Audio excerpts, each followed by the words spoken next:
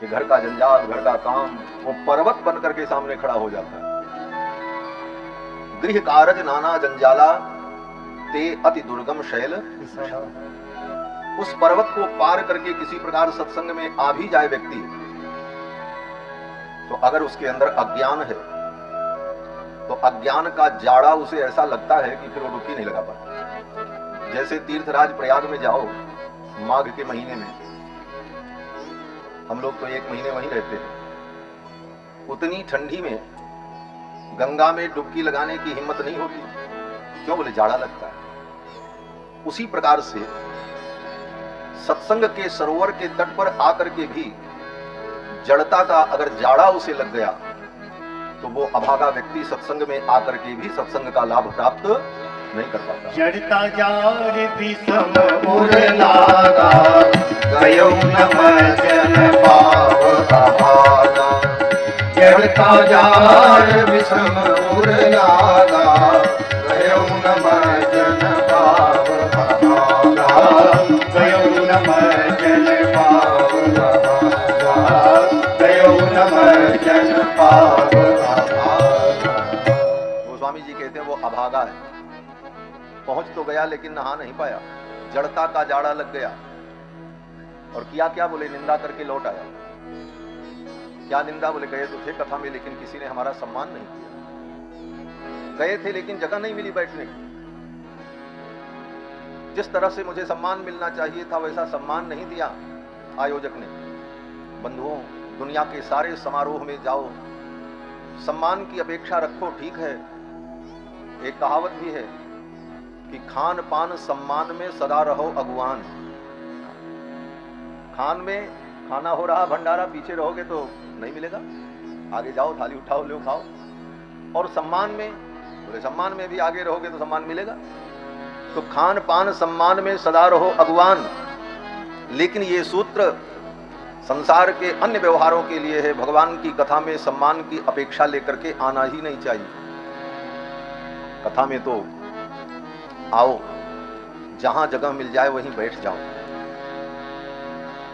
और जहां बैठो इतने धीरे से बैठो, इतने प्रेम से बैठो कि तुम्हारे हाव भाव और व्यवहार से बगल वाले को पता भी न चले कि कौन मेरे बगल आकर के बैठा। क्यों? बोले उसका मन कथा में लगा है, और आप आकर के हाव भाव से बैठोगे तो उसका ध्यान कथा से हटकर आपकी ओर जाएगा। और भगवान की कथा से किसी के ध्यान को भटकाना यह भी एक अपराध है। इस मर्यादा का पालन राम जी ने जो किया, अद्भुत। भगवान श्री राम के दरबार में जब कुश और लव दोनों भाई राम कथा का वर्णन करने लगे, भगवान श्री राम भी उस कथा को सुनते। आप कहोगे कि राम जी अपनी ही कथा सुनते हैं। अपनी कथा सुनना कोई बहुत बुद्धिमानी तो नहीं मानी जाती। अपनी प्रशंसा सुनना, अपनी कथा सुनना, ये उत्तम नहीं माना जाता। उत्तम नायक जो होता है वो अपनी प्रशंसा नहीं सुनता है। धीरोदात्त अभिकथन, 10 रूपक ग्रंथ में आचार्य आनंदवर्धन कहते हैं कि उत्तम नायक वही होता है जो अपनी कथा, अपनी प्रशंसा नहीं सुनता। और राम जी तो सर्वोत्तम नायक हैं। जय जय सुर नायक, जन सुखदायक, प्रणत पाल भगवंता। ऐसे नायक होकर रघुनाथ जी अपनी कथा सुनते हैं और लोग को सुना रहे हैं। कहते नहीं, राम जी अपनी कथा नहीं सुन रहे। अरे बोले रामायण सुन रहे हैं तो रामायण तो राम जी की ही कथा है। कहते हैं भैया रामायण को ठीक से पढ़ो पहले। महर्षि वाल्मीकि लिखते हैं कि ये रामायण राम जी का चरित्र नहीं है। आप कहोगे महाराज जी ये तो आप आज बहुत बड़ी नई बात कह रहे हैं। बोले नई बात नहीं कह रहा हूं, 9 लाख वर्ष पूर्व महर्षि वाल्मीकि ने ही कहा। महर्षि वाल्मीकि कहते हैं ये रामायण राम जी का चरित्र नहीं है। तब कहते हैं कृत्स्नम रामायणम काव्यम सीतायाश्चरितम महत। ये सीता जी का महान चरित्र है, किशोरी जी का महान चरित्र। किशोरी जी के चरित्र पर अयोध्यावासी ने संदेह किया था, तो उस संदेह को दूर करने के लिए, सीता जी के महान चरित्र को समाज में प्रतिष्ठापित करने के लिए महर्षि वाल्मीकि ने रामायण लिखी। और फिर राम जी के दरबार में कुश और लौ ने इसे गाया, और तब जब लोगों ने सुना तब लोगों को पता चला सीता जी तो परम पवित्र हैं, परम महान हैं, और ऐसी भगवती पर, ऐसी देवी पर मैंने संदेह किया। अयोध्यावासी लोग पश्चाताप करने लगे। महर्षि वाल्मीकि कहते हैं ये रामायण सीतायाश्चरितम महत्, ये सीता जी का महान चरित्र है, और श्री सीता जी के महान चरित्र को स्वयं राम जी भी बैठ करके सुनते हैं। राम जी श्रोता बने, और कितने अद्भुत श्रोता हैं राम जी। और राम जी तो राजाधिराज हैं, सिंहासन पर विराजमान थे राम जी, दरबार में लौकुश कथा कर रहे थे, बड़े बड़े मंत्री संतरी सब बैठ करके कथा सुन रहे थे। राम जी ने विचार किया सिंहासन पर बैठ करके कथा नहीं सुननी चाहिए, सिंहासन पर बैठ करके कथा तो सुनाना चाहिए लेकिन सुनना नहीं चाहिए। कथा सुनने वाले श्रोता को वक्ता से नीचे बैठना चाहिए, ये नियम कौशिकी संहिता में कहते हैं कि समासनात् पुण्य हानि ही, वक्ता के बराबर आसन लगा करके अगर व्यक्ति कथा सुने तो पुण्य नष्ट हो जाता है। समासनात् पुण्य हानि ही, समान आसन हो वक्ता और श्रोता का तो पुण्य का नाश हो जाता है। और अगर वक्ता से ऊंचा आसन हो तो उच्चाच्च निरयम व्रजेत, वक्ता से भी ऊंचा आसन अगर श्रोता का हो, जैसे ऑडिटोरियम में वक्ता नीचे बैठता और सीढ़ियां बनी रहती हैं, श्रोता वहां तक बैठे रहते हैं। एक बार मैं दिल्ली में कथा करने गया तो लोगों ने उसी में ऑडिटोरियम में ही बुक किया था कथा का स्थल। हमने कहा भाई ये तो शास्त्र सम्मत नहीं, ये शास्त्र विरुद्ध है। वक्ता से श्रोता का आसन नीचे होना चाहिए, वक्ता से ऊंचे श्रोता का आसन हो तो वह श्रोता नरकगामी हो जाता है। उच्चाच्च निरयम व्रजेत। और व्यवहारिक कारण यह भी है कि वक्ता कथा जो सुनाता है वो कथा क्या है, बोले गंगा है। पूछे रघुपति कथा प्रसंगा, सकल लोक जग पावनी गंगा, ये कथा तो गंगा है।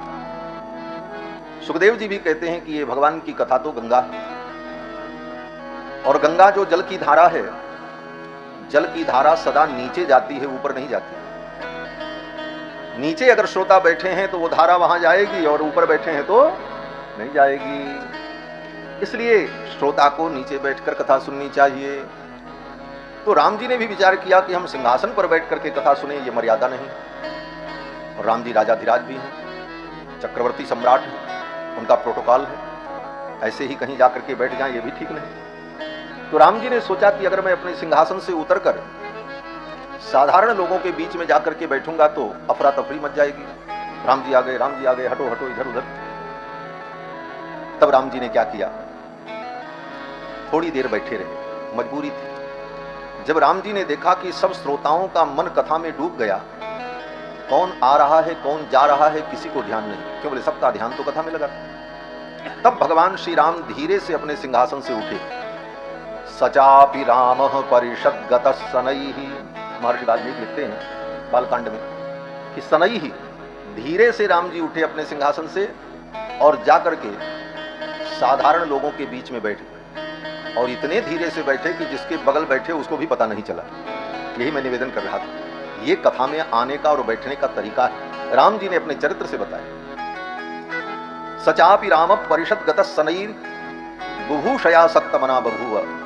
और शांत से दत्तचित्त होकर राम जी कथा को श्रवण करने लगे, और किसी को पता ही नहीं चला कि राम जी कब सिंहासन से उतरे और कब जाकर के साधारण लोगों के बीच में। ये कथा की मर्यादा राम जी ने बनाई। ये मैं इसलिए कह रहा हूं, यह भी कथा का अंग है, यह भी जानना चाहिए। कथा में सबसे बाद में आओ और सबसे आगे बैठने के लिए सबको धकियाओ, बोले तब ये कथा की मर्यादा नहीं है। आगे आओ आगे बैठो, पीछे आओ पीछे बैठो, जहां जगह मिल जाए वहीं बैठो और शांति से भगवान की कथा को श्रवण करो। ये कथा भगवान की हमारे अंतःकरण को, मन को, चित्त को शुद्ध करने वाली है। एतस्मात् अपरम किंचिन मनःशुद्ध्यै न विद्यते। मन को शुद्ध करने के लिए भगवान की कथा को छोड़ करके दूसरा कोई साधन नहीं। दुनिया में कोई मंत्र तंत्र, कोई नदी पर्वत, कोई तीर्थ ऐसा नहीं है जहां स्नान करने से मन शुद्ध हो। मन तो कथा में आकर के ही शुद्ध होता है। वेदव्यास जी कहते हैं दूसरा कोई साधन नहीं। और मन शुद्ध नहीं है तो कितना भी कुछ करते रहो कल्याण नहीं होगा, क्योंकि ये सारा खेल मन का ही है।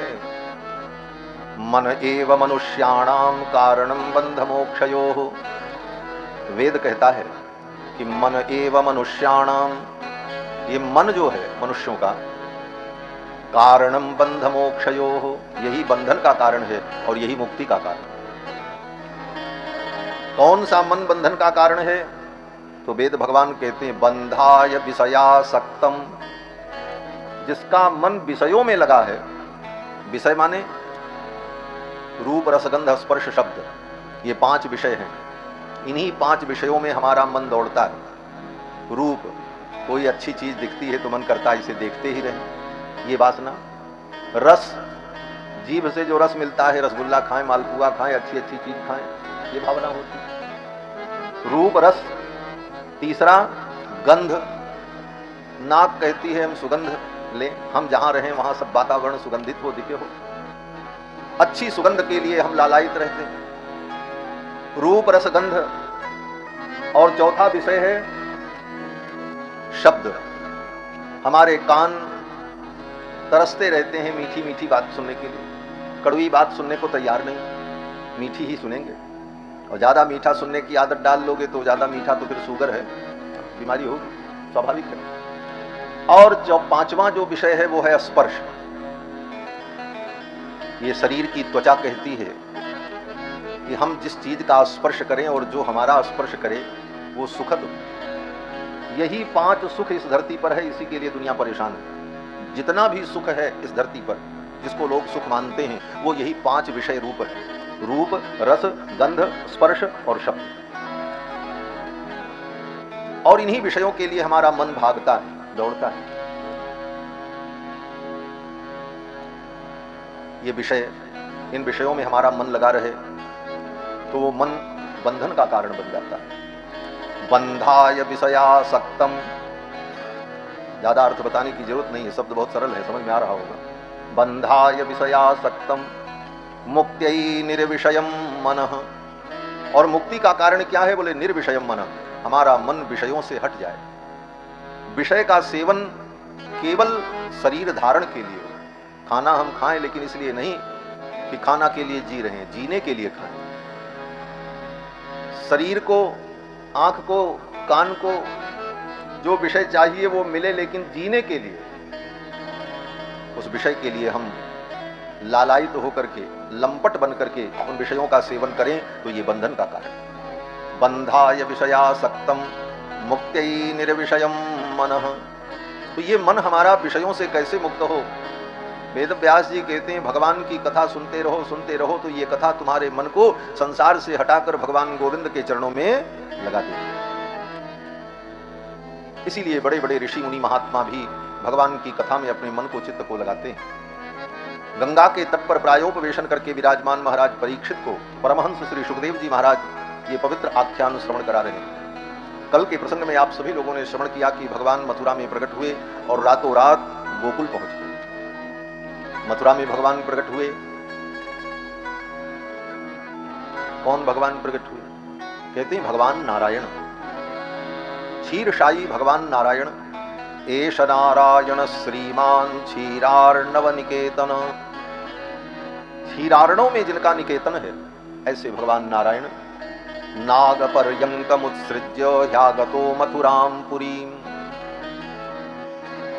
नाग पर्यंकमुत्सृज्य, अपने नाग पर्यंक को, अपनी सुखद सैया को छोड़कर भगवान मथुरा मंडल में देवकी नंदन बनकर के प्रकट हुए। भगवान अपनी शैया को छोड़ करके चले आए। बिस्तर पर लेटने में बड़ा सुख मिलता है, लेकिन भगवान ने अपने उस सुख को छोड़ दिया हम भक्तों के लिए और अवतार लेकर के धरती पर आए। देवक्याम देव रूपिण्याम विष्णु सर्वगुहाशय। देव रूपिणी देवकी के गर्भ से भगवान विष्णु, विष्णु का मतलब क्या होता है? विष्णु का मतलब जो सब में व्याप्त हो उसको विष्णु कहते हैं। व्याप्नोतीति विष्णु, विष्णु शब्द का यही अर्थ होता है। जो कण कण में विद्यमान है, क्षण क्षण में विद्यमान है, सर्वत्र जिसकी सत्ता है वो विष्णु है। इसीलिए सर्वत्र जिसकी सत्ता है वही परम तत्व है, वही परम ब्रह्म है। तो भगवान विष्णु सर्वगुहाशयः देवकी के पुत्र बनकर के आए, और जब आए उस समय कथा में आप सुनते हैं खूब वर्षा हो रही थी, बिजली चमक रही थी, बादल गरज रहे थे, ठंडी हवाएं चल रही थी, अंधेरी रात थी। लेकिन ये सब कुछ वातावरण तब तक था जब तक भगवान के प्रकट होने का समय नहीं आया। और जिस क्षण भगवान प्रकट होते हैं उस समय वातावरण परम मंगलमय हो गया। वर्षा बंद हो गई, बिजली का चमकना बंद हो गया, बादल छट गए, चंद्रमा की किरणें पृथ्वी को आह्लादित करने लगीं, उड़गन तारे आकाश में दिखाई पड़ने लगे, सुंदर सुगंधित वायु प्रवाहित होने लगी, सरोवर में सुंदर कमल पुष्प खिल गए, जमुना की धारा कलरव करती हुई मानो भगवान का स्वागत गीत गाने लगी, स्वागतम कृष्णा स्वागतम कृष्ण। हे कृष्ण तुम्हारा स्वागत है। श्री सुखदेव जी कहते हैं कि अथ सर्वगुणोपेत काल परम शोभनः। ये वेद व्यास जी की जो रचना है, सुखदेव की जो वाणी है, ये शब्द अधिकतम मात्रा में कान में पड़े तो हम पवित्र हों। कथा तो ऐसे वाचयामास किया जा सकता है, लेकिन अधिक से अधिक सुखदेव जी की जो वाणी है, जो भागवत के श्लोक हैं, वो हमारे कानों में पड़े तब हम पवित्र हों, क्योंकि मूल तो वही है। तो सुखदेव जी कहते हैं कि अथ सर्वगुणोपेत काल परम शोभनः। सुंदर काल आ गया और दिश प्रसेदुर्गगनम, दिशाएं प्रसन्न हो गई, गगन निर्मल हो गया, निर्मलोडुगणोदयम मही मंगल भूयिष्ठा, पृथ्वी मंगलमयी हो गई, नद्य प्रसन्न सलिला, नदियों का जल निर्मल हो गया। यद्यपि भादों के महीने में नदियों का जल मटमैला होता है, लेकिन भगवान प्रकट हो रहे थे इसलिए नदियों का जल भी निर्मल हो गया। नद्य प्रसन्न सलिला द्विजालिकुल सन्नादस्त तबका बनराजयः, सरोवर में कमल खिल गए। यद्यपि रात में कमल नहीं खिलते, कमल तो सूर्योदय होने पर खिलता है, और जब सूर्योदय रहता है तब तक कमल खिला रहता है। शाम को जब सूर्यास्त होता है तो कमल अपने आप बंद हो जाता है। एक ही कमल पुष्प कई दिनों तक खिलता और बंद होता है। सूर्योदय होगा तो खिलेगा और सूर्यास्त होने पर बंद हो जाता, फिर रात भर वो कोश जो है वो बंद रहता है। एक बड़ी सुंदर कथा है। एक कोई भंवरा, ये कथा ज्ञान की कथा है, हमारे आपके जीवन से जुड़ी हुई है। एक भंवरा कमल के पुष्प पर रस पीने के लिए गया, रस पी रहा था, लालच बढ़ती गई, थोड़ा और पी लें, थोड़ा और पी लें, चलो थोड़ी देर और पी लें, तब तक सूर्यास्त हो गया। जब सूर्यास्त हो गया तो कमल बंद हो गया। जब बंद हो गया तो भंवरा तो रस पीने में लगा था, उसी कमल में वो भंवरा बंद हो गया। जब बंद हो गया तो भंवरे के अंदर इतनी क्षमता होती है कि वो लकड़ी में छेद कर देता है। घरों में देखा होगा, दरवाजे में भी भंवरा कुर्र कुर्र कुर्र कुर्र काट काट करके छेद कर देता है। लेकिन उस भंवरे की हिम्मत नहीं हुई कि इस कोश को हम काट दें। चाहता तो कमल की पंखुड़ी कितनी कोमल है, काट करके बाहर निकल जाए, लेकिन उसने सोचा कि अगर मैं काट करके बाहर निकलूंगा तो ये कमल पुष्प सूख जाएगा, और सूख जाएगा तो फिर कल कैसे रस पीऊंगा।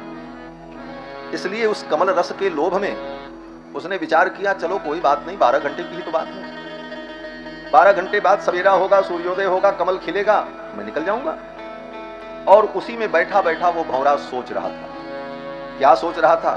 बोले रात्रिर्गमिष्यति भविष्यति सुप्रभातम, रात बीतेगी और सुप्रभात होगा। रात्रिर्गमिष्यति भविष्यति सुप्रभातम भास्वानुदेश्यति हसिष्यति पंकजश्री, सूर्योदय होगा और ये कमल खिलेगा। इत्थम विचंतयति कोश गते द्विरेफे, उस कमल कोश के अंदर बैठा हुआ द्विरेफ, भंवरे का एक नाम है द्विरेफ। द्विरेफ का मतलब जिसके नाम में 2 र हो, र अक्षर होता है ना, जिसके नाम में 2 रकार हो उसको कहते हैं द्विरेफ। तो भ्र म र, आगे र और पीछे र, जिसके नाम में 2 र है उसको कहते हैं द्विरेफ। द्विरेफ माने भंवरा। तो इत्थम विचिंतयति कोश गते द्विरेफे हा हंत हंत नलनीम गज उज्जहार। सूर्योदय होने वाला था, उसके पहले ही हाथियों का समूह आ गया उस तालाब में नहाने के लिए, पानी पीने। तब तक एक गजराज ने अपनी सूंड से उस कमल को उखाड़ा और उखाड़ करके खा गया कमल नाल को गजराज। उसी कमल के साथ वो भंवरा भी मृत्यु को प्राप्त हो। यही गति जीव की। हम संसार के भोगों को भोगने में लगे रहते हैं, थोड़ा और भोग लें, थोड़े दिन और संसार का आनंद ले लें, फिर तो भजन ही करना है। बुढ़ापे में तीर्थ करेंगे, भजन करेंगे, यही सोचता रह जाता है। अब बुढ़ापा आएगा, हम बंधन से मुक्त होंगे, ये कल्पना करते रहते हैं, तब तक काल रूपी हाथी आ जाता है और हम काल के गाल में चले जाते हैं। इसलिए बहुत लंबी प्रतीक्षा नहीं करनी चाहिए, आज से ही भगवान का भजन करो। और मैं तो कहता हूं बुढ़ापे में भजन वजन नहीं होता। क्यों? बोले बुढ़ापे में कमर टेढ़ी हो जाएगी, बैठ भी नहीं पाओगे, कान से सुनाई भी नहीं पड़ेगा, कथा सुनोगे तो आवाज भाएं भाएं करेगी। कितने लोग होते नहीं सुन पाते, आंख से दिखाई नहीं पड़ेगा, इंद्रियां शिथिल हो जाएंगी। तो भक्तों ने कहा कि देखो भजन बुढ़ापे में नहीं जवानी में होता है। भजन कर मस्त जवानी में, बुढ़ापा किसने देखा है? भजन कर मस्त जवानी में, बुढ़ापा किसने देखा है। भजन कर मस्त जवानी में, बुढ़ापा किसने देखा है। भजन कर मस्त जवानी में, बुढ़ापा किसने देखा है। भजन कर मस्त जवानी में, बुढ़ापा किसने देखा है। पैर से लंगड़े है जाओगे, पैर से लंगड़े है जाओगे। बुढ़ापा आएगा, गांठ पकड़ लेगी, लगड़े लगड़े चलना पड़ेगा, पैदल चलने की क्षमता खत्म हो जाएगी। भक्त कहते हैं बुढ़ापे में लंगड़े है जाओगे, तीर्थ तुम कर नहीं पाओगे। इसलिए तीर्थ कर मस्त जवानी में, बुढ़ापा किसने देखा है। पैर से लंगड़े है जाओगे, पैर से लंगड़े है जाओगे। तीर्थ तुम कर नहीं पाओगे, तीर्थ तुम कर नहीं पाओगे। तीर्थ तुम कर नहीं पाओगे, तीर्थ तुम कर नहीं पाओगे। तीर्थ कर मस्त जवानी में, बुढ़ापा किसने देखा है। तीर्थ कर मस्त जवानी में, बुढ़ापा किसने देखा है। भजन कर मस्त जवानी में, बुढ़ापा किसने देखा है। भजन कर मस्त जवानी में, बुढ़ापा किसने देखा है। जय हो।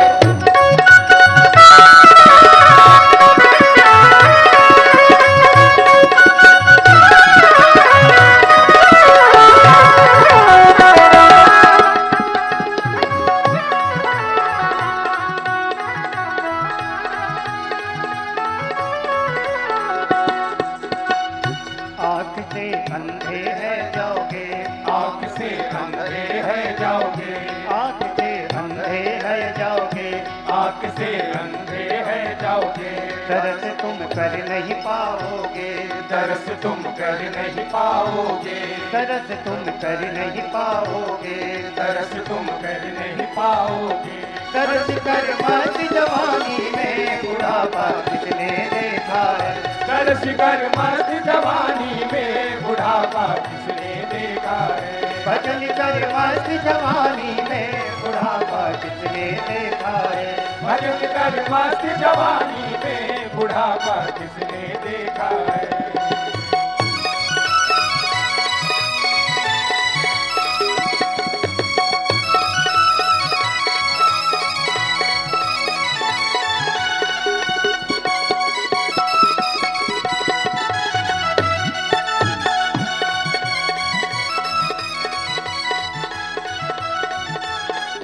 कान से बहरे है जाओगे, कान से बहरे है जाओगे। बुढ़ापे में बहरे है जाओगे, बुढ़ापे में बहरे है जाओगे। भजन तुम सुन नहीं पाओगे, कथा तुम सुन नहीं पाओगे, कथा तुम सुन नहीं पाओगे, कथा तुम सुन नहीं पाओगे। कथा सुन मस्त जवानी में बुढ़ापा किसने देखा है, कथा सुन मस्त जवानी में बुढ़ापा किसने देखा है। भजन कर मस्त जवानी में बुढ़ापा किसने देखा है, भजन कर मस्त जवानी में बुढ़ापा किसने देखा है। भजन कर मस्त जवानी में बुढ़ापा किसने। ये जीवन अनित्य है, कब ये जीवन कहां समाप्त हो जाए पता नहीं। इसलिए कौमाराचरेत प्राज्ञो धर्मान भागवतानिह, कुमार अवस्था से ही भगवान के भजन में और धर्म के पालन में लग जाना चाहिए। कहेंगे बुढ़ापे में राम राम सुनब, बुढ़ापे में राम राम सुन तो लोगे, लेकिन मुख में दांत नहीं रहेगा, राम राम कहोगे तो आम आम निकलेगा, राम भी नहीं कह पाओगे। इसलिए और फिर भगवान से थोड़ी लज्जा करो। सारा जीवन दुनिया के प्रपंच में बिताने के बाद जब किसी लायक तुम नहीं बचोगे, जब तुम्हारे ही लोग तुम्हारे पास नहीं बैठना चाहेंगे, देखा जाता है महाराज बूढ़ा व्यक्ति बिस्तर पर पड़ा रहता, सोचता किसी से हम कुछ बात करें, लोग कहते हैं हाँ बाबा आते हैं आते हैं, बहाना करके भाग जाते हैं। ये सत्य है, कोई उसके पास बैठना नहीं चाहता। ऐसी स्थिति हो जाए और तब तुम राम जी को भजो, राम जी भी कहेंगे जाओ तुम भाड़ में, जिसको तुमने अपनी जवानी दी है बुढ़ापा भी तुम उसी को दो, अब हम तुम्हारे लायक नहीं रहे। भगवान भी कहेंगे जब तुम्हारे अंदर शक्ति थी सामर्थ्य था तब तुमने हमको भजा ही नहीं, अब जब सारी दुनिया ने तुमको ठुकरा दिया तब मेरी शरण में आए। भगवान तो अत्यंत कृपालु हैं, फिर भी स्वीकार करते ही करते हैं, ऐसी बात नहीं है, ये तो मैं उपदेश के लिए कह रहा हूं। लेकिन संसार आपको लात मारे और तब भगवान की शरण में जाओ, इससे अच्छा है, बुद्धिमानी ये है कि संसार तुमको लात मार करके ठुकराए उसके पहले तुम ठाकुर की शरण में चले जाओ, नहीं तो संसार लात मारेगा। विभीषण जी तब तक नहीं गए जब तक रावण ने उनको लात मार करके निकाला नहीं। विभीषण को लात मार करके जब निकाला तब विभीषण जी ने भगवान की शरण ग्रहण की। यद्यपि भगवान के भक्त थे लेकिन सोच रहे थे चलो जब तक चलता है तब तक निभाएं निभाएं निभाएं, और परिणाम बोले अंत में रावण ने लात मार करके निकाला, तब भगवान की शरण में आए। तो भगवान की शरण में लतखोर बन करके मत आओ, भगवान के चरणों में अपने चित्त को लगाओ, समय रहते भगवान के भजन में लग जाओ, यही जीवन का सार है। तो मैं कमल पुष्प की बात कर रहा था कि भगवान जब प्रकट हुए तो रात्रि में कमल पुष्प खिल गया। यद्यपि रात में कमल नहीं खिलता, लेकिन भगवान के प्राकट्य के समय कमल खिल गए। क्यों खिल गए? क्योंकि भगवान का कमल से बड़ा अद्भुत संबंध है। भगवान कौन है? बोले कमलाकांत, लक्ष्मी का नाम है कमला और कमला के कांत है, इसलिए भगवान कमला कांत है। और भगवान के एक एक अंग जो है वो कमल के समान है। भक्त जब वर्णन करते हैं तो कहते हैं भगवान का चरण कमल, भगवान का मुख कमल, भगवान का कर कमल, भगवान के एक एक अंगों की उपमा कमल से ही दी जाती है। ऐसे कमलाकांत जिनकी नाभि से कमल प्रकट होता है और उस कमल पर ब्रह्मा प्रकट होते हैं, जिनके हाथों में कमल है, शंख चक्र गदा पद्म, ऐसे कमलाकांत जब प्रकट होते हैं तो कमल भी उनके स्वागत में खिल गए। भक्तों ने जब भगवान का वर्णन किया है तो यही कहा है, नव कंज लोचन कंज मुख कर कंज पद कंजारुणम, नव कंज लोचन कंज मुख कर कंज पद कंजारुणम, श्री रामचंद्र कृपालु भज मन हरण भव भय दारुणम, श्री रामचंद्र कृपालु भज मन हरण भव भय दारुणम, नव कंज लोचन कंज मुख कर कंज पद कंजारुणम, नव कंज लोचन कंज मुख कर कंज पद कंजारुणम, नव कंज लोचन, कंज मुख, कर कंज, पद कंजारुण, सब कुछ भगवान का कमल के समान। कंज माने कमल। तो ऐसे भगवान के स्वागत में कमल पुष्प खिल गए अर्धरात्रि में। और तो और मथुरा मंडल में जितने ब्राह्मण थे, क्षत्रिय थे, वैश्य थे, द्विजाति, ब्राह्मण, क्षत्रिय, वैश्य, इन 3 वर्णों को द्विज कहा जाता है। द्विज माने जिसका 2 बार जन्म हो। द्वाभ्याम जन्म संस्काराभ्याम जायते इति द्विजा, जिसका 2 बार जन्म है। बोले महाराज एक ही बार तो पैदा होते हमने देखा, 2 बार कहां कौन पैदा होता है?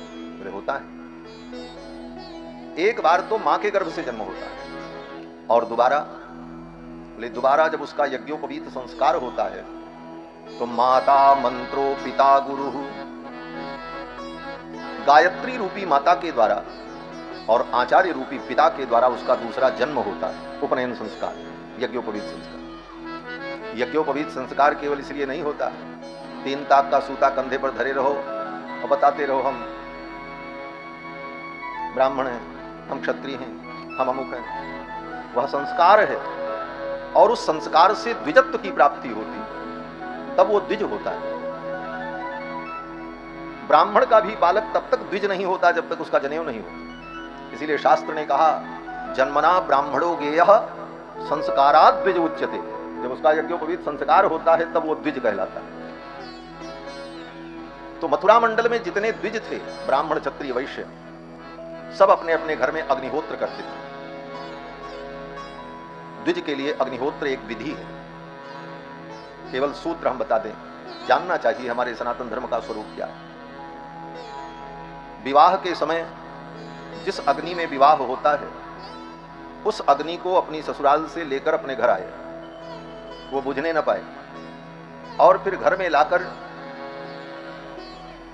कुंड बनाकर उस कुंड में उस अग्नि की प्रतिष्ठा करे। वैवाहिक अग्नि उसको कहा जाता है। फिर उस वैवाहिक अग्नि में सायंकाल प्रातःकाल दोनों समय 2-2 आहुतियां वो नित्य करे, और फिर इसके बाद 4 कुंड और बनाकर उसमें स्रौत अग्नि की प्रतिष्ठा करके आहवनीय, गार्हपत्य, दक्षिणाग्नि और सभ्य, ये 4 प्रकार की अग्नियों की स्थापना करके उन 4 कुंडों में भी 2 आहुति शाम को, 2 सवेरे, इस प्रकार उन 5 कुंडों में नित्य प्रति आहुति दे सायंकाल प्रातःकाल, और ये कर्म वो जीवन भर करे। यावत जीवम अग्निहोत्रम जुहियात, वेद कहता है, जब तक जियो तब तक अग्निहोत्र करो। और जब पति पत्नी में से जो व्यक्ति पहले मर जाए, उसका दाह संस्कार फिर उसी अग्नि से होता। वही अग्नि शमशान घाट ले जाई जाती है। जिस अग्नि में जीवन भर हवन किया, अंत में इस शरीर को भी उसी अग्नि को समर्पित कर देना, यही अग्निहोत्र धर्म है ऋषियों का।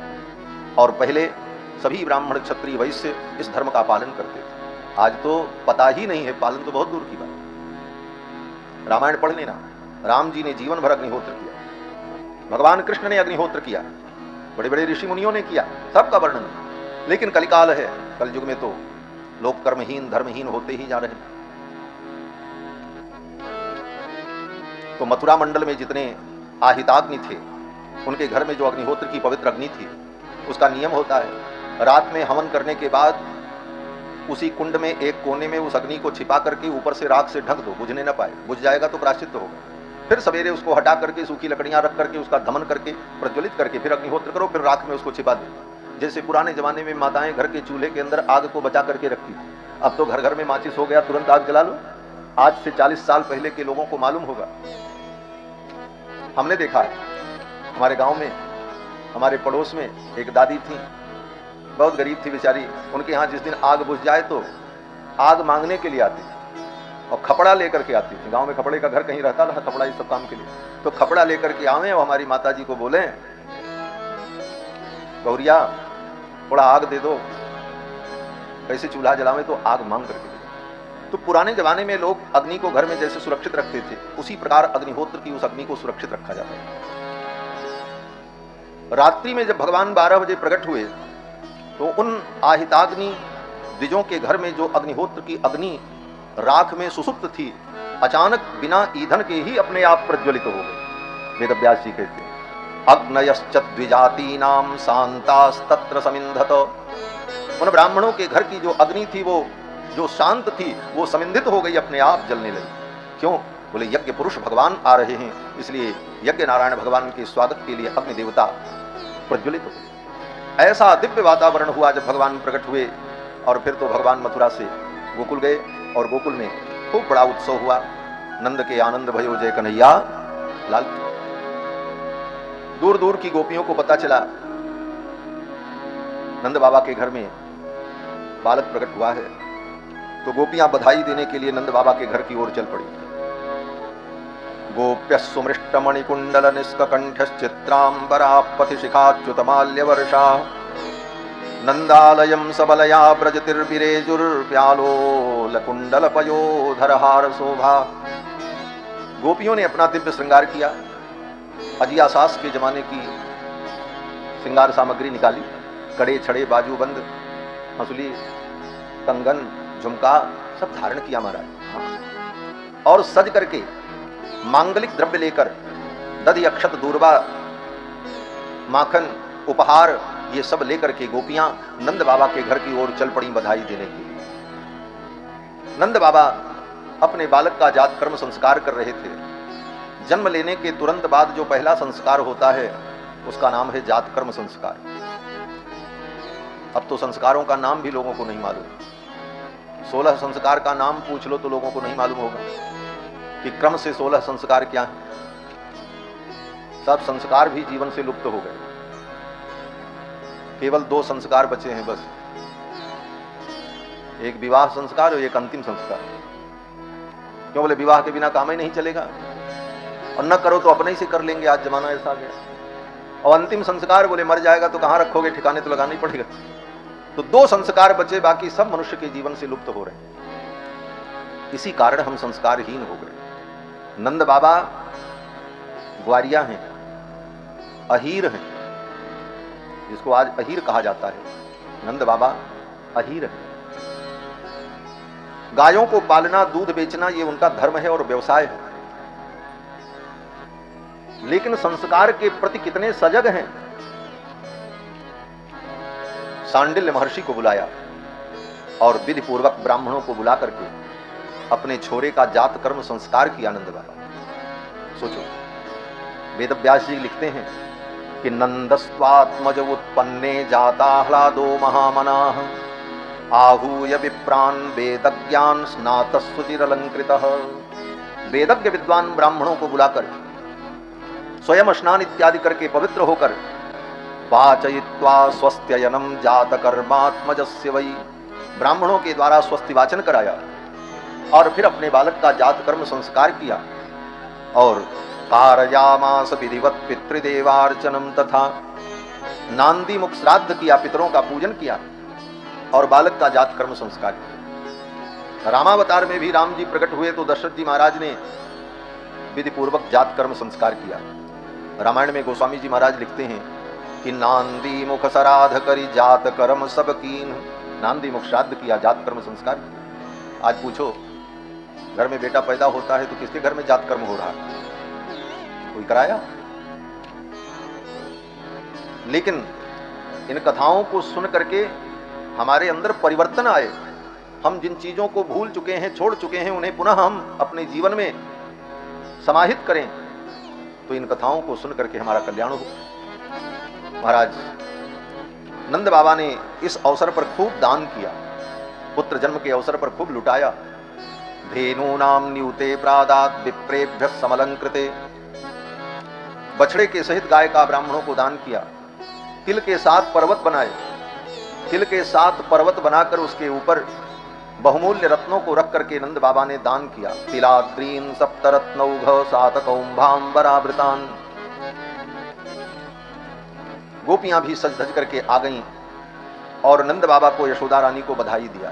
ता आशीष प्रयुंजाना चिरम पाहीति बालके, हे यशोदा रानी आपका बालक चिरंजीवी हो, दीर्घायु। नंद बाबा ने इस उत्सव में खूब लुटाया। कितना लुटाया? कहते हैं घर खाली कर दिया। नंद बाबा ने दियो इतनो, नंद बाबा ने दियो इतनो, न बची बछिया छछिया न पिछौरी। घर में एक बछिया भी नहीं बची और छछिया भी नहीं बची, सब लुटा दिया। जैसे महाराज दशरथ ने राम जी के जन्मोत्सव पर खूब लुटाया। सर्वस दान दीन सब काहू, जेहि पावा राखा नहीं लावा।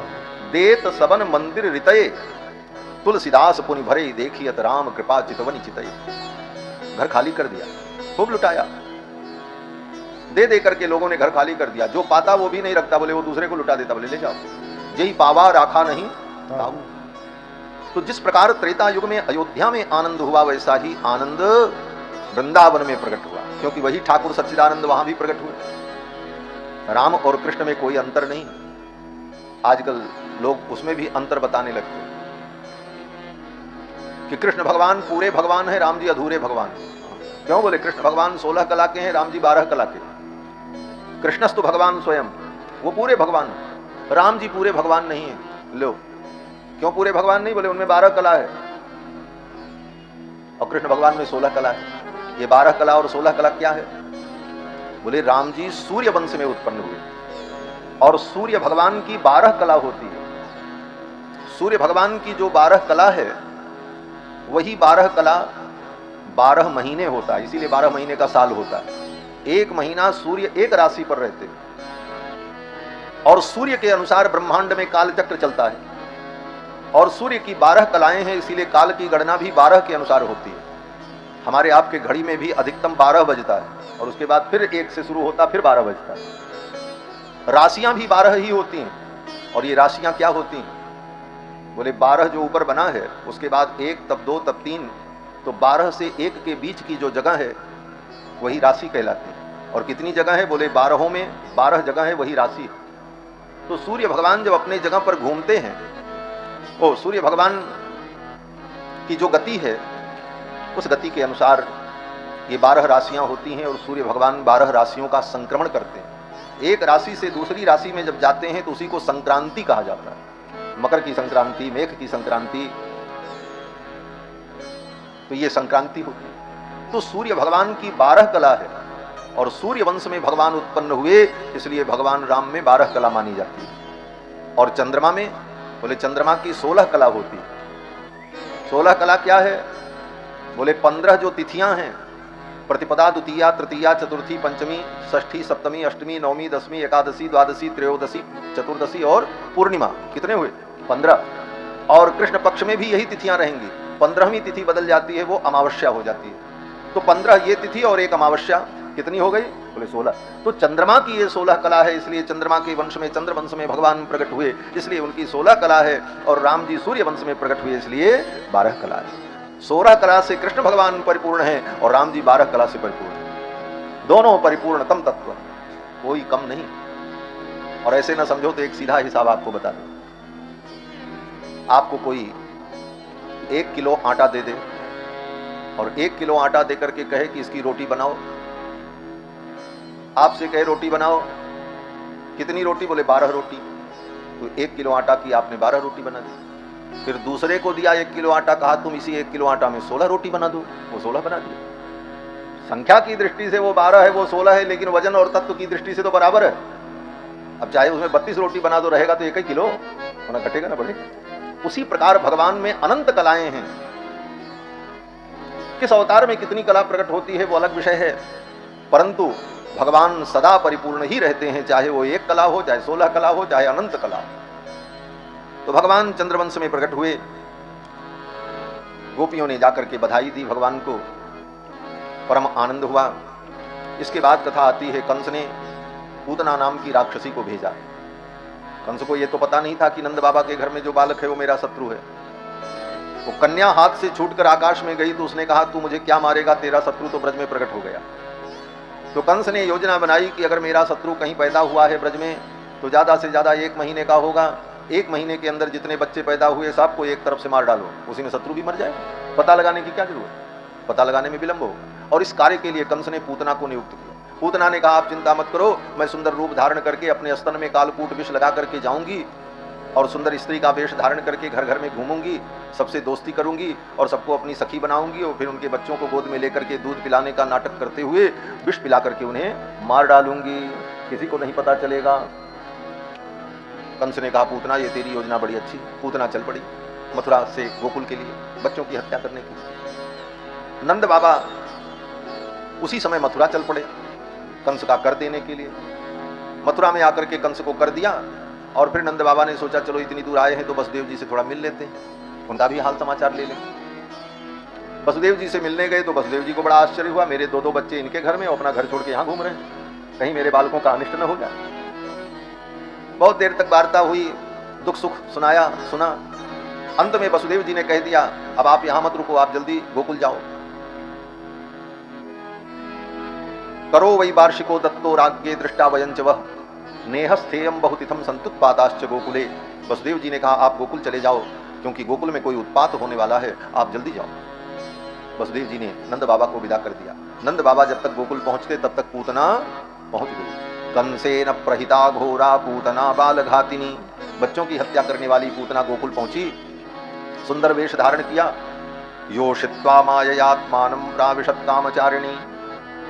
सुंदर स्त्री का रूप धारण करके मटकते चटकते गांव की गलियों में घूमने लगी। लोगों ने देखा, अरे ऐसी सुंदर स्त्री तो हमने कभी देखी नहीं, ये तो अपने गांव की भी नहीं है, पड़ोस गांव की भी नहीं है, उस गांव की भी नहीं, क्योंकि गांव में एक दूसरे को लोग जानते ही हैं, दूर दूर तक जानते हैं। सबने कहा, भाई ये कहां से आई है? तो किसी ने कहा, अरे देखो इतनी सुंदर है, कितने गहने पहनी हुई है, लगता है साक्षात महालक्ष्मी अपने प्रियतम नारायण से मिलने के लिए आ गई। यही लोगों ने आपस में चर्चा की। गोप्य श्रियम द्रष्टुमिवागताम पतिम। मानो श्री जी, लक्ष्मी जी अपने प्रियतम से मिलने के लिए आ गई। सब लोग इस प्रकार की चर्चा कर रहे थे। पूतना आई। भगवान ने सोचा पूतना बच्चों को मारने आई है और किसी के घर में जाएगी, ये दूध पिलाएगी तो बच्चा मर जाएगा, और ब्रज के जितने ये बालक हैं सब बड़े होकर के मेरे सखा बनेंगे, इन्हीं के साथ हमको लीला करनी है, तो इनकी रक्षा मुझे करनी चाहिए। लेकिन ये पूतना पहले मेरे पास आ जाए तो मैं इसका काम तमाम कर दूं। और भगवान ने संकल्प किया कि पूतना पहले मेरे ही पास आ जाए, फिर इसे मैं मार देता हूं, तो बाकी बच्चे बच जाएंगे, ये कहीं जाएगी ही नहीं, यहीं इसका काम खत्म कर देंगे। भगवान ने संकल्प किया। पूतना का भी मन बदला। पूतना ने देखा नंद बाबा के द्वार पर बड़ी भीड़ थी। को प्रविशत को निकषत गृहते, कोई जा रहा है, कोई आ रहा है। वैसे भी नंद बाबा के द्वार पर भीड़ लगी रहती थी। नंद बाबा वहां के बहुत बड़े जमींदार, गोपों के राजा, लोगों का आना जाना लगा था। पूतना ने सोचा, चलो इसी भीड़ में हम यहीं से अपने काम की शुरुआत करें। पूतना ने मन में सोचा, चलो यहीं से मैं अपने काम की शुरुआत करूं। तो भगवान ने भी मन में कहा, आओ पूतना मौसी, यहीं से मैं भी अपने काम की शुरुआत करूं। भगवान का काम क्या है? बोले, परित्राणाय साधूनाम विनाशाय च दुष्कृताम। दुष्टों के संहार के लिए ही तो भगवान का अवतार हुआ है। भगवान कहते, मैं भी अपना काम यहीं से शुरू करूंगा, आओ। पिछले अवतार में भी यहीं से मैंने शुरू किया। यहीं से मतलब रामावतार में भी भगवान श्री राम ने सबसे पहले किसको मारा है? ताड़का नाम की राक्षसी को मारा। और कृष्णावतार में भी भगवान ने सबसे पहले पूतना नाम की राक्षसी को। दोनों अवतारों में भगवान ने पहले राक्षसी को ही मारा, और दोनों के नाम भी 3-3 अक्षर के हैं। ताड़का उतनी ही मात्रा है, उतने ही अक्षर है, और इसका भी नाम 3 अक्षर का, पूतना। ये दोनों कौन है? बोले, ये अविद्या है, और अविद्या का नाश तो भगवान के द्वारा ही होता है। पूतना आ गई। जब पूतना आंगन में पहुंची तो भगवान कृष्ण ने अपनी आंखों को बंद कर लिया, पूतना को देखा ही नहीं। पूतना जब तक नहीं आई थी तब तक तो भगवान टुकुर टुकुर देख रहे थे। ऐसा टुकुर टुकुर देख रहे थे महाराज कि सखियां आनंद विभोर हो रही थीं, माताएं आनंद ले रही थीं देखकर। टुकुर टुकुर हेरन की पूछो कछुहालना, छटा को निहार जरा होश को संभालना। जग पालक झूल रहे पड़े पड़े पालना, छटा को निहार जरा होश को संभालना। किलकारी देत बिहस कैसे को बखानिए, बता ना कवित सके चित्त बीच जानिए। मोहनी सी डारी रहो जसुदा को लालना, छटा को निहारी जरा होश को संभालना। मैया ने पीले रंग की झगुली पहना दी, झबला पहना दिया। पीत पीत झगुली अरु श्वेत श्वेत पहुंचिया, हिलत बाह प्यारी लगे नीलमणि पहुंचिया। नजर ना लगाना कोई संभल नजर डालना, छटा को निहारी जरा होश को संभालना। ऐसी सुंदर झांकी। पूतना जब आई तो भगवान ने अपनी आंखों को बंद कर लिया। सुखदेव जी कहते हैं कि विबुध्यताम बालकमारिकाग्रहं चराचरात्मा सनिमीलिते क्षणः। बालकमारिकाग्रहं, बालकों की हत्या करने वाली पूतना को देखकर भगवान ने अपने नेत्रों को बंद कर लिया। पूतना को देखा ही नहीं। क्यों नेत्रों को बंद कर लिया? बोले, इसके बड़े भाव हैं। भगवान ने नेत्रों को बंद इसलिए कर लिया कि क्या देखें इस पापिनी को। पापिनी का मुंह देखना भी पाप है, पापी का मुंह देखना भी पाप है। भगवान ने कहा क्या देखें इसका। एक संत कहते हैं कि नहीं नहीं, भगवान ने इसलिए आंख बंद कर ली कि आंख बंद करके भगवान ध्यान करने लगे और ध्यान में शंकर जी से वार्ता करने लगे।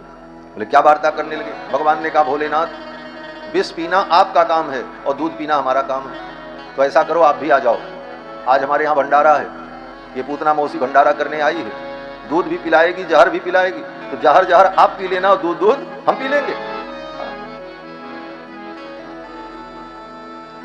और ऐसे भी भगवान ने अपनी आंखों को क्यों बंद कर लिया? बोले पूतना कपट वेश धारण करके आई थी। पूतना का जो वास्तविक स्वरूप था, अपने उस स्वरूप में आती तो भगवान उसे देखते, लेकिन पूतना ने अपने वास्तविक स्वरूप को छिपाकर कपट वेश धारण किया। कपट क्या है?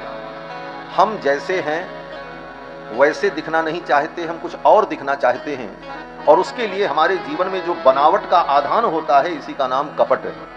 चाहे वो वाणी में हो, ऐसे हम बड़े गंदे हैं लेकिन वाणी बड़ी संभाल के बोलते हैं, इसका मतलब ये कपट है।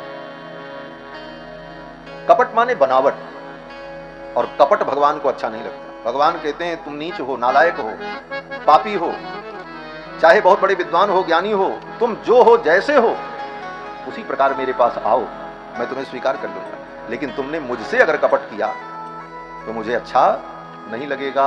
निर्मल मन जन सो मोहि पावा, निर्मल मन जन सो मोहि पावा, मोहि कपट छल छीन न भावा, मोहि कपट छल छीन न भावा, निर्मल मन जन सो मोहि पावा, निर्मल मन जन सो मोहि पावा, सो मोहि पावा, सो मोहि पावा। भगवान को निर्मल मति, निर्मल मन वाला व्यक्ति अच्छा लगता है, कपट अच्छा नहीं लगता। पूतना ने कपट किया इसलिए भगवान ने आंख बंद कर ली, हम देखेंगे नहीं तुम। ये कपट का पर्दा हटे तब प्रियतम भगवान मिले। इसी को कबीरदास जी कहते हैं घूंघट के पट खोल रे तो हे पिया मिले। ये घूंघट का पट क्या है? बोले यही तो कपट है। ये कपट का पट हटे तब प्रियतम का दर्शन हो। पूतना ने कपट किया इसलिए भगवान को अच्छा नहीं लगा, भगवान ने नेत्र बंद कर लिया।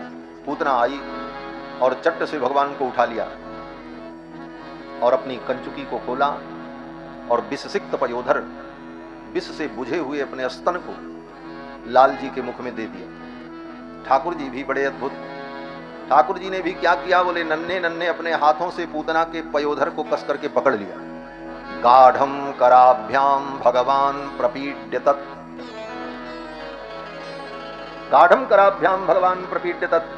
भगवान ने अपने दोनों नन्हे नन्हे हाथों से पूतना के पयोधर को कस करके पकड़ लिया। गाढ़म, गाढ़म माने कस करके, और रोष से समन्वित होकर भगवान पूतना के दूध के साथ साथ उसके प्राण को भी पीने लगे। गाढ़म कराभ्याम भगवान प्रपीड्य तत् प्राणैः समम रोष समन्वितो पिबत। रोष से समन्वित होकर दूध के साथ उसके प्राण को भी पीने लगे। और प्राण को ही नहीं, पूतना के जन्म जन्मांतर के दुख को, ताप को, पाप को, संताप को, सब को पी गए भगवान। हमारे पूज्य आचार्य चरण कहते थे कि देखो, धर्म सम्राट स्वामी करपात्री जी महाराज कहते अपने प्रवचन में कि जब बच्चा पैदा होता है तो उसको जन्म घुट्टी पिलाई जाती है। अब तो बनी बनाई जन्म घुट्टी आ जाती है, पिला दो। पहले अनेक प्रकार की औषधियों को घोंट करके जन्म घुट्टी तैयार करके बच्चे को पिलाई जाती थी। भगवान ने सोचा मेरी मैया ने हमको जन्म घुट्टी नहीं पिलाई, मैया तो उत्सव में व्यस्त हो गई, आने जाने वालों के स्वागत सत्कार में लगी रह गई, मैया तो घुट्टी पिलाना भूल गई। लेकिन चलो, मां नहीं तो मासी, मां नहीं तो मासी, मासी माने मौसी, शब्द है मासी, माने मां के समान जो हो, मां की बहन मां के ही समान होती, इसीलिए उसको मौसी कहते, मासी कहते। तो भगवान ने सोचा मां नहीं तो मासी, ये हमको घुट्टी पिलाने आई है। कैसी घुट्टी? भगवान ने सोचा आई तो है लेकिन अब घुट्टी तो हम ही को बनाना पड़ेगा। भगवान ने सोचा पूतना के पाप को, पूतना के संताप को, पूतना के दुख को, इसके जन्म जन्मांतर के कर्म बंधन को, इसके दूध को, इसके चित्त को, इसके मन को, इसके दूध में स्तन में लगे विष को, सबको एक ही में घोंट करके हम एक बार में पी जाए, गटक कर जाए। ऐसी घुट्टी बनाई भगवान ने महाराज। और पूतना का दूध पीते पीते भगवान पूतना के प्राण को भी पीने लगे। अब पूतना कसमसाई, पूतना चिल्लाने लगी, सा मुंच मुंचालमिति प्रभाषिणी, अरे बेटा छोड़ दे, अरे पूतना, अरे बेटा ना। भगवान ने कहा, पूतना मौसी, हम जल्दी किसी को पकड़ते नहीं, और पकड़ लें तो बिना बैकुंठ पहुंचाए छोड़ते नहीं। बीच में छोड़ने की आदत नहीं है भगवान की। ये संसार के लोग बीच में मिलते हैं और बीच में साथ छोड़, बीच ही मिले बीच ही चाहिए, अंत समय को काम नहीं। लेकिन भगवान बोले, भगवान सपूत हैं, वो जिसे अपनाते हैं तो सदा के लिए अपना। भगवान ने कहा, पूतना मौसी, अब मैंने पकड़ लिया है तुम्हें, तो अब तुम्हें मैं छोड़ूंगा नहीं, अब तो अपने बैकुंठ की प्राप्ति करा करके ही छोड़ूंगा। पूतना ने देखा ये बालक तो मुझे मार डालेगा, भगवान को लेकर आकाश में उड़ गई, मथुरा की ओर जाने लगी। गोप ग्वाल बाल दौड़े, मारो मारो, पकड़ो रोको, अब तो आकाश में उड़ रही। भगवान ने देखा ये मथुरा ले जा रही है, मथुरा जाना ठीक नहीं, यही इसके लीला को पूर्ण करें। भगवान ने पूतना के संपूर्ण प्राण को खींच लिया, पूतना निष्प्राण होकर के ऊपर से नीचे गिरी। इतनी विशाल थी महाराज, आसपास के जितने पेड़ थे सब ध्वस्त हो गए, बाग बगीचा नष्ट हो गए। फिर तो गोप ग्वाल बाल गए, कन्हैया को लेकर के आए, भगवान कृष्ण पूतना की छाती पर खेल रहे थे, पूतना तो मर गई। बाद में उस पूतना के शरीर के टुकड़े टुकड़े करके उन टुकड़ों को उठा करके जमुना के तट पर रख करके चिता जला दी। पूतना की चिता से एक दिव्य ज्योति निकली, आकाश में विलीन हो गई। पूतना को भगवान ने परम गति प्रदान की। इस पूतना मोक्ष की कथा को जो श्रवण करता है वो भगवान गोविंद के चरणों की भक्ति को प्राप्त करता है। सुखदेव जी कहते हैं, या एतत् पूतना मोक्षम कृष्णस्यार्भकमद्भुतम शृणुयात् श्रद्धया मर्त्यो गोविंदे लभते रतिम। जो इस कथा को श्रद्धा पूर्वक सुनता है वो गोविंद के चरणों की भक्ति को प्राप्त करता है। इसके बाद कथा आती है, भगवान 3 महीने के हो गए, तीसरे महीने में, भादों के महीने में जन्म हुआ। भादों से 3 महीना जोड़ लो, भादों के बाद कुआर, कार्तिक, अगहन, अगहन का महीना आ गया। अगहन के महीने में खूब ठंडी पड़ती है अच्छी खासी। मैया ने सोचा आज लाला को स्नान कराना है, ठंडी बहुत है, कहीं ठंडी न लग जाए। तो मैया ने बड़ी भारी तैयारी की महाराज, अपनी सखियों को बुलाया, ब्राह्मणों को बुलाया वेद मंत्र पढ़ने के लिए, और अनेक प्रकार की औषधियों को जल में मिलाया जिससे बालक को ठंडी न लगे। और सखियां गीत गाने लगी, ब्राह्मण लोग वेद पाठ करने लगे, और मैया ने कन्हैया को स्नान कराया। बादित्र गीत द्विज मंत्रवाचकई चकार सोनो रभिषेचनम सती। सती यशोदा ने बालक कृष्ण का अभिषेक किया और कपड़े उपड़े पहनाकर श्रृंगार करके पालना में लेटा दिया। पालना में लेटे लेटे ठाकुर जी अपने नन्हे नन्हे पांव को हिला रहे हैं और मुट्ठी बंद किए हुए। बच्चा जब छोटा रहता तो अपनी मुट्ठी बंद किए रहता, तो धीरे धीरे बड़ा होता तब खोलने का अभ्यास हो। कन्हैया अपनी मुट्ठी बंद किए और नन्हे नन्हे चरणों को हिला रहे हैं। इस लीला के माध्यम से भगवान उपदेश दे रहे हैं। क्या उपदेश दे रहे हैं? बोले, संसार के प्राणियों, तुम्हारा भूत भविष्य वर्तमान, तुम्हारा भाग्य सब कुछ मेरी मुट्ठी में है, तुम्हारी मुट्ठी में कुछ नहीं। मानो भगवान कहते हैं तुम्हारा भूत भविष्य वर्तमान सब मेरी मुट्ठी में है, और सच में हमारे आपकी मुट्ठी में कुछ नहीं। ये तो व्यक्ति अहंकार के कारण सोचता हम कर रहे हैं, हम कर लेंगे। तुम्हारे हाथ में कुछ नहीं। तुम्हारी अपनी श्वास भी तुम्हारे हाथ में नहीं है, कब चली जाए कोई ठिकाना नहीं। सब कुछ तुम करके रखो, अगले क्षण क्या हो जाए कुछ पता ही नहीं। कुछ भी तुम्हारे हाथ में नहीं, लेकिन फिर भी सब कुछ भगवान के हाथ में है। तुम्हारा भविष्य क्या होगा, तुम्हारा वर्तमान क्या है, सब कुछ भगवान के हाथ में। ये बात अगर हम ठीक ठीक समझ लें तो जीवन में निश्चिंतता आ जाती है। भक्तों ने कहा, इस भगवान के पार्लियामेंट का जो नियम है, भगवान के जो विधायिका का जो नियम है, उस नियम को जान लो। प्रभु का यही पार्लियामेंट, इस पार्लियामेंट में सुनना जीवन का जजमेंट मेरे प्रभु के हाथों में है। सबका फ्यूचर पास्ट प्रेजेंट, सबका भूत भविष्य वर्तमान भगवान की मुट्ठी में है, हमारे आपकी मुट्ठी में कुछ नहीं है। मेरे प्रभु के हाथों में है फ्यूचर पास्ट प्रेजेंट। प्रभु का यही पा लिया मैं, प्रभु का यही पा लिया मैं, प्रभु का यही पा लिया मैं। जग हर मेरे प्रभु के हाथों में है मेरे प्रभु के हाथों में है, मेरे प्रभु के हाथों में है फ्यूचर पास्ट प्रेजेंट। प्रभु का यही पा लिया मैं, प्रभु का यही पा लिया मैं। जग में आकर भूल गया तू प्रभु का एक ही है। ओ जग में आकर भूल गया क्यों प्रभु का एक ही है। भगवान से एग्रीमेंट करके आए थे हम लोग। क्या एग्रीमेंट किया था? बोले दुनिया में जा रहे हैं हे प्रभु, केवल आपका भजन करेंगे और कुछ नहीं करेंगे, क्योंकि अनेक जन्मों में भटकते भटकते मैं थक गया। अब मानव जोनी में जा रहा हूँ, आपकी भक्ति करूंगा और कुछ नहीं करूंगा। यही एग्रीमेंट वहां हुआ था भगवान से, लेकिन यहाँ आकर के भूल गए। जग में आकर भूल गया क्यों प्रभु का एक ही है। ओ जग में आकर भूल गया तू प्रभु का एक ही है। बंगला गाड़ी मोटर सब कुछ हो, बंगला गाड़ी मोटर सब कुछ, बंगला गाड़ी मोटर सब कुछ। कच्चा एरेंजमेंट प्रभु का यही पा लिया मैं, प्रभु का यही पा लिया मैं, प्रभु का यही पा लिया मैं। जब पुकार कर कहना होगा आई है भजन। ओ जब पुकार हो कहना होगा आई है भजन। जब पुकार हो कहना होगा आई है भजन। ओ जब पुकार हो कहना होगा आई है भजन। जग में संभल के चलना वरना, जग में संभल के चलना वरना, ओ जग में संभल के चलना वरना, जग में संभल के चलना वरना होगा एक्सीडेंट। प्रभु का यही पा लिया मैं, प्रभु का यही पा लिया मैं, प्रभु का यही पा लिया। भगवान से एग्रीमेंट करके आए थे भजन करेंगे, उसको बुला लिया। आकर के यहाँ जो कुछ हमने अरेंजमेंट किया, गाड़ी मोटर घर मकान, लेकिन ये अरेंजमेंट भी कच्चा ही है, पक्का नहीं, सब छूट जाएगा। और अगर संभल करके इस जीवन को नहीं जिए तो एक्सीडेंट तय है, इतनी बड़ी दुर्घटना होगी।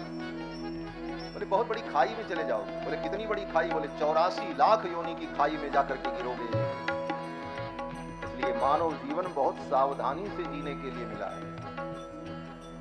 तो भगवान के हाथ में ही जीव का भूत भविष्य सब है। भक्त ने कहा महाराज ये मेरा भूत भविष्य वर्तमान मेरा भाग्य सब आपकी मुट्ठी में है, ये मुट्ठी आपकी कब खुलेगी हमारे लिए? तो भगवान अपने नन्हे नन्हे चरणों को हिलाते हुए इशारा करते हैं, मेरे इन चरणों की शरण ग्रहण कर लोगे जिस दिन, उसी दिन तुम्हारा भाग्योदय हो जाएगा, तुम्हारा भाग्य खुल जाएगा। और इन चरणों की शरण ग्रहण नहीं की तो तुम्हारा भाग्योदय होने वाला नहीं। भगवान पालना में लेटे थे, उसी समय कंस का भेजा हुआ एक असुर आया। पूतना लौट करके गई नहीं, कंस को कोई अपडेट मिला नहीं, तो कंस ने भेजा दूसरे को, बोले जाओ पता लगाओ, देखो पूतना का काम कहां तक हुआ। वो आया महाराज, सक्टासुर था। पालना में भगवान लेटे थे, बगल में एक बैलगाड़ी थी। उसने सोचा इस बैलगाड़ी को धक्का दे दें, ये बैलगाड़ी इसी पालना पर गिरे और बच्चा दब करके मर जाए। उसने बैलगाड़ी को धक्का दिया, बैलगाड़ी वेग से तीव्र गति से पालना की ओर बढ़ी। भगवान ने अपना चरण निकाला और ऐसी ठोकर मारी कि बैलगाड़ी आकाश में उछल गई, उसके तो परकच्चे उड़ गए। उसमें जो दैत्य था सक्टासुर वो मर गया। धीरे धीरे भगवान 1 वर्ष के हुए, कंस ने फिर एक असुर को भेजा, क्योंकि ये भी लौट करके नहीं गया। जो आता है वो लौट करके नहीं जाता। कंस ने जिसको जिसको भेजा, ठाकुर जी ने सबको बैकुंठ भेजा। ठाकुर जी ने सोचा हमारे मामा जी भेज रहे हैं तो कोई अपने ही आदमी होंगे, तो इनको मैं अच्छी जगह भेजूं, इसलिए भगवान सबको बैकुंठ ही भेजते हैं, चलो बैकुंठ। और दूसरी बात यह भी, भगवान ने सोचा सबको कंस बैकुंठ भेजेगा तभी तो उसको भी बैकुंठ मिलेगा, जो दूसरे को बैकुंठ प्रदान करे उसको ही तो बैकुंठ मिलता है। तो भगवान ने सोचा कंस सबको मेरे पास भेज करके बैकुंठ का मार्ग दिखा रहा है, तो अंत में मैं कंस को भी बैकुंठ ही दूंगा। एक असुर आया, उसका नाम तृणावर्त, आंधी बवंडर के रूप में आया। जोर जोर की हवाएं चलने लगी। यशोदा रानी ने कन्हैया को भूमि पर बैठा दिया। तब तक वो बवंडर इतना तेज हुआ कि उसी बवंडर में भगवान को लपेट करके वो दैत्य आकाश में लेकर के चला गया। दैत्यो नामना तृणावर्तक कंस भृत्य प्रणोदिता, लेकर के आकाश में चला। भगवान ने देखा यहां तो कोई देखने वाला है नहीं, यहां तो फ्री स्टाइल में 2-2 हाथ हो जाए। भगवान ने लपक करके उस दैत्य के गले को पकड़ लिया और जोर से दबा दिया। गलत ग्रहण निश्चेष्टो दैत्यो निर्गत लोचना, उसकी आंखें फक से बाहर आ गई, मुंह से खून की उल्टी करने लगा, मर गया। उठा करके फेंक दिया एक पत्थर पर, उसके अंग प्रत्यंग बिखर गए, किसी को पता नहीं चला। यशोदा रानी ने देखा, नंद बाबा से कहा बाबा कुछ उपाय करो, मुझे तो बहुत डर लग रहा है। उस दिन कहां से पूतना आ गई, मेरे लाला को लेकर के उड़ गई। उस दिन वो दैत्य आया, बैलगाड़ी में घुस गया, बैलगाड़ी उछल गई और वो दैत्य मरा और बैलगाड़ी भी टूट गई। आज ये पता नहीं कहाँ से आया, आकर के मेरे आंगन में मर गया। यशोदा रानी कहती इन दैत्यों को मरने के लिए दुनिया में कोई जगह नहीं मिलती, मेरे घर में आके मरते। इतनी बड़ी दुनिया पड़ी, कहीं और क्यों नहीं मरते? अब कौन बतावे कि वैकुंठ देने वाला तेरे घर में बैठा है, तो ये कहाँ जाएंगे?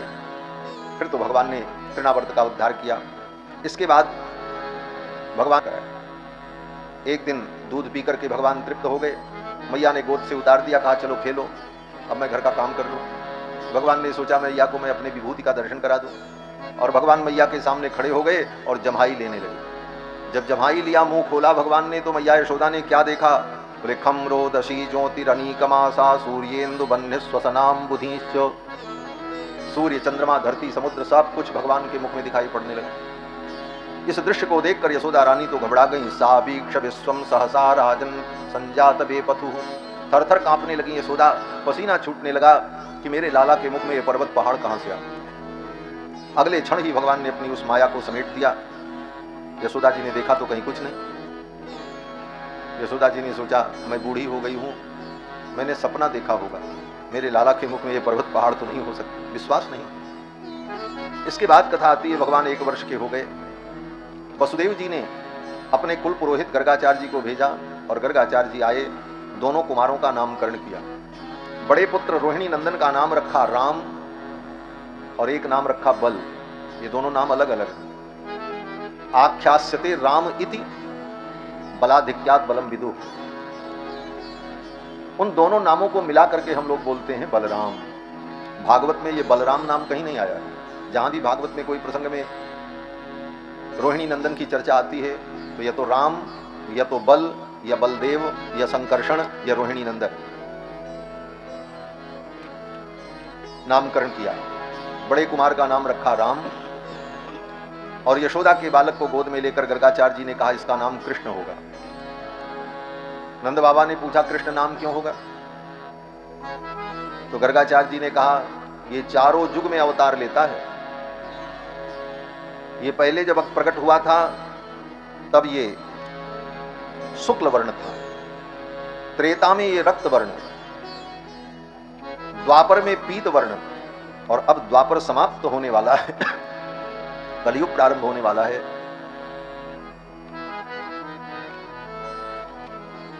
इसीलिए ये कृष्ण रूप में प्रकट हुआ। शुक्लो रक्तस्तथा पीत इदानीम कृष्णताम गतः। इसलिए इसका नाम कृष्ण होगा। और इसके बहुत नाम हैं। बहूनि संति नामानि रूपाणि च सुतस्यते। गर्गाचार्य जी ने नामकरण किया। गर्गाचार्य जी नामकरण करके चले गए। फिर तो भगवान धीरे धीरे बड़े होते हैं और भगवान बकैया बकैया चलने लगे। जानुभ्याम सह पाणिभ्याम रिंगमाणो। जानू माने घुटना और पाणी माने हाथ। घुटना और हाथ का सहारा लेकर के भगवान रेंगने लगे। रेंगने लगे माने सरकने लगे, चलने लगे। जानुभ्याम सह पाणिभ्याम रिंगमाणो विजहृतु। और क्या करते? बोले घर से निकलकर नंद बाबा की ड्योढ़ी पार करने की कोशिश करते, लेकिन अभी छोटे। नंद बाबा की ड्योढ़ी बहुत बड़ी है, ऊंची है। पहले जमाने में घर की चौखट बहुत ऊंची होती थी, अब तो चौखटें नहीं होती। हाँ, नीचे चौखट नहीं रहती, 3 खंभे का ही चौखट, नीचे गायब। डीओजी साहब बाहर से लघुशंका करें तो घरे में चला जाए। पहले चौखट होती थी, वो देहली नरसिंह भगवान की गद्दी मानी जाती, चौखट पे कोई पैर नहीं रखता था। लेकिन अब ये सब संस्कार लुप्त हो गए। नंद बाबा के घर की चौखट खूब ऊंची और चौड़ी। कन्हैया पार करने लगे, चढ़ तो गए, लेकिन चौखट इतनी ऊंची थी कि उसी पे लटक गए। आगे हाथ नीचे करें तो हाथ न पहुंचे, पीछे पैर करें तो पैर न टिके। अब तो उसी पे झूला झूल रहे, रोने लगे। यशोदा रानी दौड़ी दौड़ी आई और गोद में उठा लिया। ऐसी चेष्टाओं के द्वारा भगवान नंद रानी को परम आनंद प्रदान करते धीरे धीरे और बड़े हुए। अब तो चौखट पार कर जाने लगे। और पार करके कहां जाते? बोले गाय के गोष्ठ में चले जाते। गायों के बीच में, उनके पैरों के बीच से इधर उधर गाय का गोबर गोमूत्र पड़ा रहता, उसी में सब कपड़ा सन जाता। मैया देखती तो जाकर के दौड़ करके कन्हैया को उठा लेती और लेकर के आती। घोष प्रघोष रुचिरम ब्रज कर दमेशु। गाय के गोबर गोमूत्र में भगवान गोविंद का और श्री बलराम जी का सब वस्त्र भीग जाता, मैया ला करके स्नान कराती, कपड़े बदलती, और कपड़ा बदलने के बाद ज्यों ही असावधान होती तब तक फिर सरक जाते कहीं, फिर कपड़े गंदे। मैया को रोष आ गया। मैया ने कहा, अरे बार बार मैं तुझे स्नान कराती हूँ और तू जा करके अपने कपड़ों को कीचड़ में गंदा कर लेता है। कीचड़ में लौटने की तेरी आदत पड़ गई, लगता है तू पिछले जन्म का सूअर है। जैसे सूअर को मट्टी में लौटने की आदत होती है, उसी तरह तुझे भी आदत पड़ी। भगवान मैया का मुख देख करके मुस्कुराने लगे, हंसने लगे। बोल तो पाते नहीं, अभी बालक हूँ, लेकिन मुस्कुरा करके हंस करके मानो ये कहना चाहते हैं, पूछना चाहते हैं कि मैया तू कैसे जान गई कि मैंने सूकर अवतार धारण किया था। भगवान तो सूकर भी बने। पंकाभिषिक्त सकलम वयवम विलोक्य दामोदरम वदति कोपवशाद यशोदा त्वं सूकरोसि गत जन्मनि पूतनारे इत्युक्त सस्मित मुखावतनो मुरारे। माँ के इन वचनों को सुनकर के भगवान मुस्कुराने लगे और बड़े हुए भगवान। अब तो इनकी चंचलता आप सुनो तो आश्चर्य होगा। क्या करते? बोले जब अपने पैर के बल चलने लगे तो जाकर के बछड़े की पूंछ को पकड़ लेते, और जब बछड़े की पूंछ को पकड़े तो बछड़ा चौंक जाए, भागने लगे। जब भागने लगे तो उसकी पूंछ को छोड़ते नहीं भगवान। अब बछड़ा भाग रहा है और भगवान पूंछ पकड़े। अब कल्पना करो कि बछड़े की पूंछ को कोई बच्चा पकड़ ले, 3 वर्ष का, 2 वर्ष का, 3 वर्ष का। अब बछड़ा भागे, वो पूंछ छोड़े ना तो क्या होगा? जहां जहां बछड़ा जाए वहां वहां भगवान उसके साथ घसीट रहे हैं और मजा आ रहा है, भगवान को किलकारी मार रहे हैं। सुखदेव जी कहते हैं कि बत्सई ऋतस्ततः, उस बछड़े की पूंछ को पकड़कर अनुकृष्यमाणो, बछड़े के द्वारा खींचे जा रहे हैं। अब बछड़ा उनको खींच रहा है। मैया देखती तो दौड़ करके जा करके छुड़ा करके लेकर के आती। ऐसी ऐसी लीला। और तो और कभी कभी तो ऐसी चंचलता करते, धीरे से उठते, देखते लोग अपने अपने काम में लगे तो जाकर के बछड़ों को खोल देते। बछड़ों को खोल देते, सब बछड़े जाके दूध पी लें, और जब लोग दूध दोहने जाए तो कुछ मिले ही नहीं, खत्म। वत्सान मुंचन क्वचित शमये क्रोश संजात हासः, बछड़ों को छोड़ करके सब दूध पिला देते। लोग उधर कुछ सोचते कि किसने खोला, क्या किया, किसी को कुछ पता नहीं चलता। तब तक किसी के घर में घुस जाते भगवान, माखन की मटकी उठा लेते और ला करके बंदरों का भंडारा करते। महाराज बंदरों को मक्खन खिलाते भगवान। मरकान भोक्षण विभजति सचेन्नाति भांडम भिनत्ति। वृंदावन के वे बंदर भी मक्खन खाते थे। कहते महाराज बंदर का इतना बड़ा सौभाग्य कि वो मक्खन खाए, आदमी को तो मिलता ही नहीं।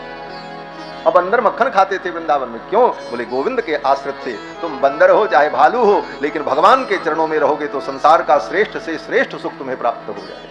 यही भगवान की महिमा। वे बंदर मक्खन खाते थे। मरकान भोक्षण विभजति सचेन्नाति भांडम भिनत्ति, और खिलाने के बाद जब बर्तन खाली हो जाए तो उसको पटक करके फोड़ देते। भांडम भिनत्ति। किसी के घर में घुस जाए, माखन उठा लें, कुछ भी ले लें। लोग शिकायत करने लगे कन्हैया चोरी करता है, हमारे घर में आके चोरी किया। मैया ने लाला को बुलाया और कहा क्यों रे तू दूसरों के घर में चोरी करता है? भगवान ने कहा हम किसी के घर में चोरी नहीं करते, हम किसी का कुछ नहीं खाते, हम तो किसी दूसरे के घर में जाते ही नहीं। गोपियों ने कहा ये तो सरासर झूठ है, लेकिन भगवान की वाणी का रहस्य वो नहीं समझ पा रही थी। भगवान कहना चाहते थे तू अपना घर अलग समझती है, मेरा अलग समझती है, लेकिन मैं तो तेरे घर को भी अपना ही घर समझता हूं, इसलिए मैं कहता हूं कि मैं दूसरे के घर में नहीं जाता। भगवान अपना घर समझते थे, इसीलिए चले जाते। गोपियों ने कहा वाह वाह, माखन चोरी की, मटकी फोड़ी, और ऊपर से इतनी बड़ी सफाई। मैया से आकर के गोपियां शिकायत करती। तो मैया को बड़ा रोष आया। मैया ने कन्हैया से कहा क्यों रे तू माखन की चोरी करता है? ये माखन की चोरी तू छोड़ दे। रे माखन की चोरी छोड़ सांवरे मैं समझाऊं तो 9 लाख धेनु नंद बाबा घर नित नयो माखन होए, और तू माखन की चोरी करता है?